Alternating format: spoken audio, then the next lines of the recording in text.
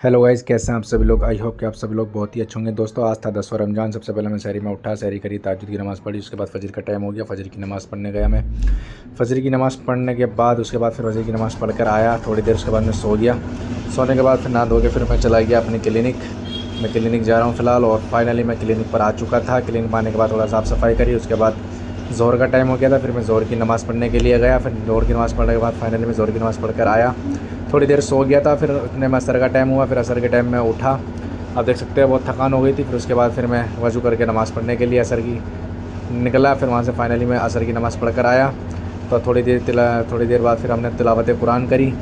तिलावत कुरान करने के बाद थोड़ी देर में ही उसके बाद ही जो है इफ्तारी का टाइम हो गया था। इफ्तारी करी। इफ्तारी करने के बाद जो है हम मगरिब की नमाज़ पढ़ने गए। मगरिब की नमाज़ पढ़ने के बाद फाइनली हम मगरिब की नमाज़ पढ़ने कर आ चुके थे।